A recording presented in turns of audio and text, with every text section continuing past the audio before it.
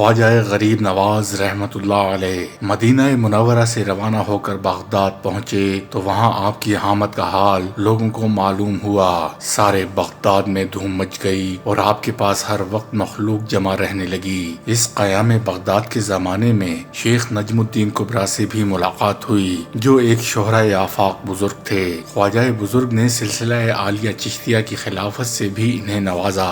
فتنہ تاتار کو فروغ کرنے اور تاتاریوں کو مشرف با اسلام کرنے میں حضرت نجم الدین کبریٰ اور ان کے خلفاء نے جو اہم کردار ادا کیا ہے اس میں خواجہ غریب نواز کی باطنی امداد بھی شامل ہے۔ اسی زمانے میں شیخ عہد الدین کرمانی بغداد میں موجود تھے۔ وہ خود خدمت خواجہ میں حاضر ہوئے اور روحانی فیض حاصل کیا۔ عہد الدین کرمانی رحمت اللہ علیہ نے حضرت خواجہ غریب نواز سے خرقہ خلافت حاصل کیا اور حضرت شیخ شہاب الدین عمر سہروردی نے بھی خواجہ بزرگ کی صحبت سے فیض حاصل کیا۔ واضح رہے کہ صاحب سیر العارفین مولانا جمالی سہروردی ہیں، اس لیے حضرت شہاب الدین سہروردی کا غریب نواز رحمت اللہ علیہ کے فیض صحبت سے مستفید ہونا ایک وقیع شہادت ہے۔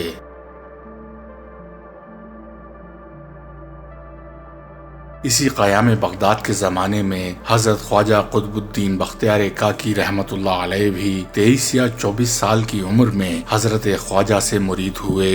ہرون سے واپس بغداد آ کر کچھ مدت تک قیام کیا اور بغداد میں آپ نے بہت سے بزرگوں کو روحانی فیض پہنچایا۔ اس دوران شیخ ابو نجیب سہروردی سے بھی ملاقات کی۔ شیخ شہاب الدین سہروردی آپ کے برادر زادہ تھے۔ بغداد میں بہت سے تشنگان شراب معرفت کو سیراب کرتے ہوئے حضرت خواجہ غریب نواز ہمدان پہنچے۔ اسی دور کا واقعہ ہے کہ حضرت خواجہ عثمان ہارونی رحمت اللہ علیہ کو حضرت خواجہ غریب نواز کے دیکھنے کا اشتیاق پیدا ہوا۔ آپ اپنے قابل فخر مرید حضرت خواجہ فخر الدین کو ساتھ لے کر حضرت خواجہ معین الدین کی جستجو میں نکل کھڑے ہوئے۔ آپ رحمت اللہ علیہ خواجہ غریب نواز کی تلاش میں کیسے مقام پر پہنچے جہاں ایک بہت بڑا آتش کدہ تھا اور لوگ آگ کی پرستش کرتے ہوئے دیکھے گئے۔ خواجہ عثمان ہارونی نے انہیں آگ کی پرستش سے روکا۔ جب وہ لوگ نہ مانے تو آپ ان آتش پرستوں کے ایک 7 سالہ لڑکے کو لے کر آگ میں کود پڑے۔ حضرت خواجہ عثمان ہارونی نے اللہ کا نام لیا اور تقریباً 4 گھنٹے تک آگ میں رہے۔ آتش کدہ گلستان بن گیا۔ بقول علامہ اقبال کے آج بھی ہو جو ابراہیم سا ایمان پیدا، آگ کر سکتی ہے اندازے گلستان پیدا۔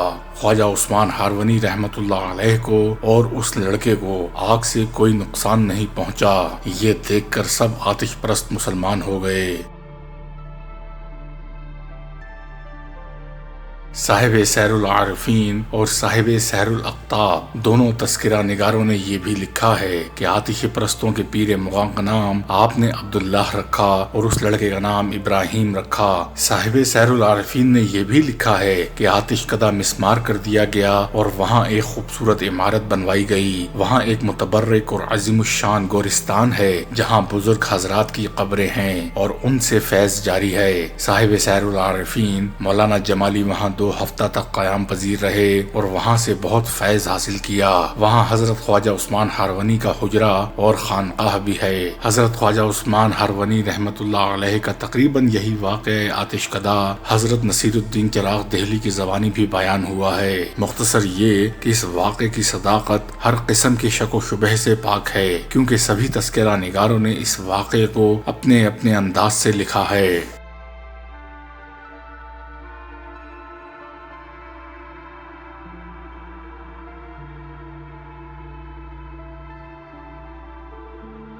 ہمدان سے آپ تبریز آئے جہاں شیخ المشائخ حضرت ابو سعید تبریزی سے ملاقات ہوئی جو حضرت شیخ جلال الدین تبریزی کے پیر تھے جن کی تعریف حضرت نظام الدین اولیاء نے کی ہے۔ خواجہ صاحب تبریز سے اصفہان کے لیے روانہ ہوئے اور وہاں حضرت شیخ محمود اصفہانی سے ملاقات کی جو اس وقت کے بڑے مشائخ میں سے تھے۔ حضرت خواجہ قطب الدین احمد موسیٰ اوشی سے بھی ملے۔ مہنہ و خرقان میں 2 سال تک خواجہ صاحب مقیم رہے۔ آپ حضرت ابو الحسن خرقانی کے مزار بہار پر حاضر ہوئے، خرقان سے روانہ ہو کر استر آباد آئے اور وہاں حضرت شیخ ناصر الدین استر آبادی کے ہم صحبت رہے۔ شیخ ناصر الدین 2 واسطوں سے حضرت بایزید بسطامی رحمت اللہ علیہ کے مرید تھے۔ استر آباد سے روانہ ہو کر ہرات پہنچے۔ یہاں کسی مقام پر مستقل طور سے قیام نہیں کیا، بلکہ دن بھر ادھر ادھر گشت کرتے رہتے اور رات کے وقت حضرت شیخ الاسلام عبداللہ انصاری ہروی کے مقبرے میں قیام فرماتے۔ حضرت خواجہ بزرگ اپنے پیر و مرشد کی ہدایت کے مطابق آبادی سے دور کسی قبرستان میں قیام کرتے تھے، اور جب خلق خدا میں آپ کا شہرہ ہوتا تو خاموشی سے اس جگہ کو چھوڑ کر آگے بڑھ جاتے۔ خواجہ سید فخر الدین گردیزی جو اپنے پیر و مرشد خواجہ عثمان ہارونی رحمت اللہ علیہ کی خدمت کرتے ہوئے حضرت خواجہ کو تلاش کرنے میں اپنے پیر کے ساتھ تھے، پیر و مرشد کے حکم کے مطابق انہی مقامات میں سے کسی مقام پر آ کر آپ سے ملے اور پھر آپ کے ساتھ ہو گئے۔ اگرچہ کسی مخصوص مقام کا تعین نہیں کیا جا سکتا، تاہم اتنا یقین ہے کہ خواجہ سید فخر الدین گردیزی مستقلاً خواجہ بزرگ کے ساتھ ہم سفر ہو گئے۔ ہرات سے روانہ ہو کر سبزوار پہنچے۔ اس وقت حضرت خواجہ فخر الدین آپ کے ساتھ تھے۔ سبزوار پہنچ کر معلوم ہوا کہ یہاں کا حاکم فسق و فجور میں مبتلا ہے اور صحابہ کرام کے بارے میں غلط عقائد رکھتا ہے۔ آپ نے اسی کے باغ میں قیام کیا اور تلاوت قرآن میں مشغول ہو گئے۔ حاکم سبزوار جیسے ہی باغ میں داخل ہوا، اجنبی لوگوں کو دیکھ کر برہم ہو گیا اور اپنے ملازمین کو ڈانٹنے لگا اور خواجہ بزرگ سے متکبرانہ لہجے میں مخاطب ہوا۔ آپ نے اپنی عتاب آمیز نگاہوں سے اس کی طرف دیکھا تو وہ فوراً بے ہوش ہو کر زمین پر گر پڑا۔ حاکم کا یہ حال دیکھ کر اس کے ملازمین آپ کے قدموں پر گر کر معافی مانگنے لگے۔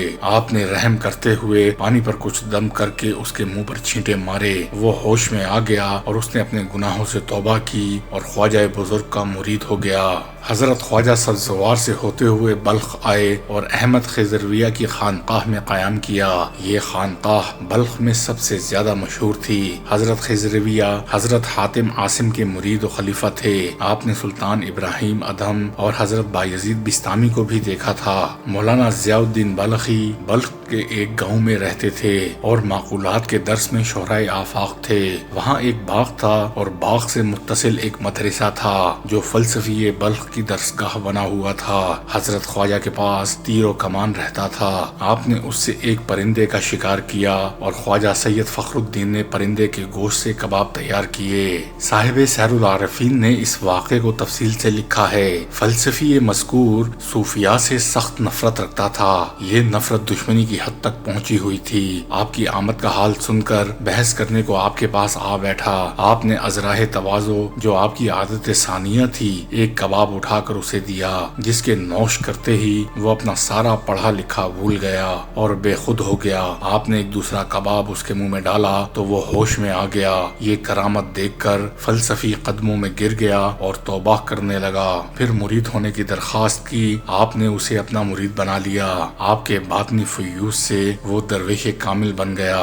بلخ سے روانہ ہو کر حضرت خواجہ غزنی پہنچے اور یہاں حضرت شمس العارفین عبد الواحد سے ملاقات کی۔ یہ بزرگ حضرت نظام الدین ابو المعید کے پیر و مرشد تھے۔ حضرت خواجہ ان کے مہمان رہے۔ دونوں بزرگوں نے ایک دوسرے کی صحبت سے خوب لطف اٹھایا۔ غزنی سے روانہ ہو کر حضرت خواجہ لاہور تشریف لائے۔ لاہور سے حضرت خواجہ براہ سمانہ پٹیالہ دہلی اور پھر اجمیر تشریف لائے۔ غریب نواز رحمت اللہ علیہ جب لاہور پہنچے تو داتا گنج بخش علی حجویری رحمت اللہ علیہ کے مزار مبارک سے فیضیاب ہوئے۔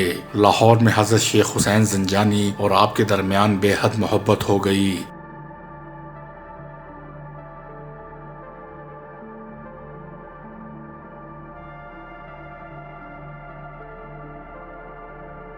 پروفیسر نظامی نے بعض مشائخ کی طرف کشف المحجوب سے متعلق حضرت محبوب الہی کا یہ قول منسوب کیا ہے۔ کتاب در نظامی فارسی میں حضرت محبوب الہی کا یہ قول ہے کہ کشف المحجوب حضرت علی حجویری رحمت اللہ علیہ کی تصنیف ہے۔ اگر کسی کو پیر و مرشد میسر نہ ہو اور وہ اس کتاب کا مطالعہ کرے تو اس کے لیے پیر پیدا ہو جائے گا۔ میں نے اس کتاب کا پورا مطالعہ کیا ہے۔ صاحب سیر الاقطاب کا بیان ہے کہ حضرت خواجہ 40 درویشوں کے ساتھ ساتھ اجمیر وارد ہوئے۔ بعض تذکرہ نگاروں نے 40 ساتھیوں کی جماعت کے ساتھ آپ کا سرزمین ہند میں قدم رکھنا بتایا ہے۔ کتاب احوال علماء فرنگی محلی میں علامہ عبدالحی فرنگی محلی کا ایک قول نقل ہے، جس میں اودھ کے مشہور قاضی حضرت قاضی قدوہ کو حضرت خواجہ عثمان ہرونی کا مرید اور غریب نواز کے ساتھ آپ کا اجمیر جانا بتایا ہے۔ تاریخی حقائق یہ ہیں کہ غریب نواز رحمت اللہ علیہ شہاب الدین غوری کے آخری حملے ترائن کی دوسری جنگ 1192 عیسوی سے پہلے اجمیر تشریف لائے۔